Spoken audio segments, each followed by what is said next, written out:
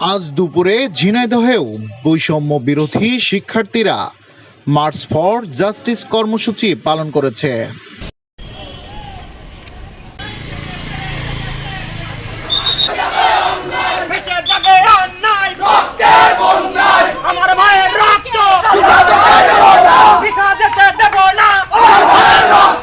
সারা দেশের ন্যায় ঝিনাইদহেও March for justice কর্মসূচি পালন করেছে বৈষম্য বিরোধী শিক্ষার্থীরা।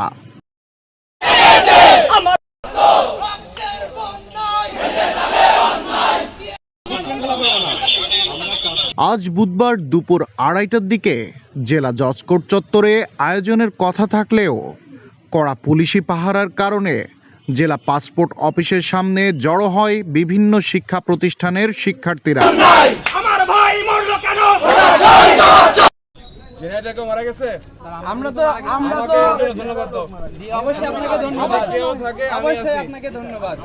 পরে সেখান থেকে একটি পদযাত্রা শুরু হয়ে আদালত চত্বরে আসার পথে ঝিনাইদহ সদর থানার ওসি মোহাম্মদ শাহিনউদ্দিন তাদেরকে বাধা দেয় এবং এ পদযাত্রা বন্ধের নির্দেশ দেন।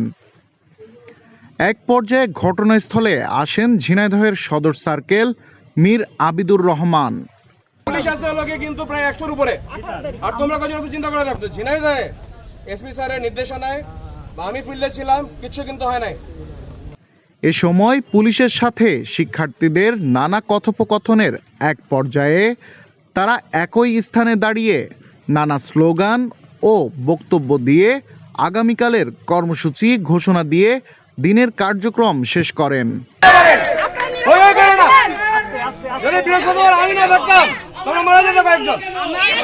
আমরা তো স্বাভাবিকভাবে কথা বলছি, এই যে অস্বাভাবিকভাবে কথা হচ্ছে না, আমরা কি চিল্লাইছি একবারও? আমরা শান্তভাবে কথা বলছি, আমাদের সাথে সুন্দরভাবে কথা বলেন, আমাদের সাথে সুন্দরভাবে কথা বলেন। সারা দেশব্যাপী আমাদের কেন্দ্র ঘোষিত কর্মসূচি, ওদের সামনে আমাদের সাধারণ ছাত্রদের অবস্থান কর্মসূচি হবে শান্তশিষ্ট, সেখানে কোনো আমাদের সংঘাত হবে না, আমাদের ভিতরে কোনোভাবে সংঘাত হবে না, আমাদের কথা আছে। সমাবেশে ইসলামী বিশ্ববিদ্যালয়, সরকারি কেসি কলেজ সহ বিভিন্ন শিক্ষা প্রতিষ্ঠানের শিক্ষার্থীরা উপস্থিত ছিলেন। সে সময় তারা দ্রুত সময়ের মধ্যে শিক্ষার্থীদের নামে দায়ের করা মামলা প্রত্যাহার ও আন্দোলনে নিহত শিক্ষার্থীদের হত্যাকারীদের শাস্তির দাবি জানান।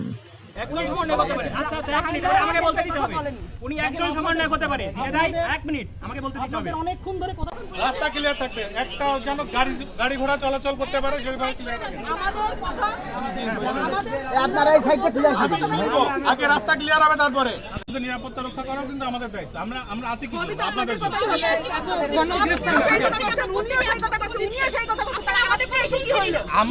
আমরা তো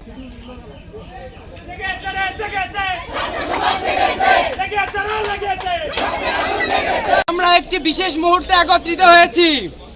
প্রথমে আমি স্মরণ করব আমাদের জাতির সকল শহীদ ও বীর মুক্তিযোদ্ধাদের, যারা বৈষম্য বিরোধী আন্দোলনের জন্য রক্ত দিয়েছে।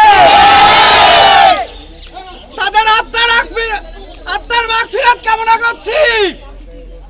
আমরা আজ স্বাধীনতা পেয়েছি আমাদের শহীদ ও বীর মুক্তিযোদ্ধাদের জন্য।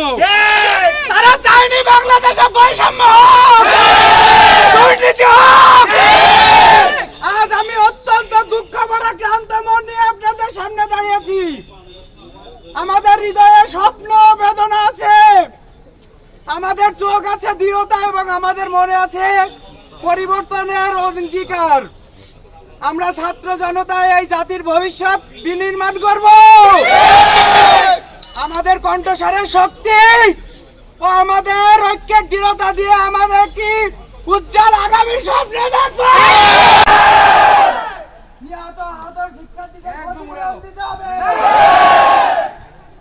অবিলম্বে শিক্ষা প্রতিষ্ঠান খুলে দিতে হবে।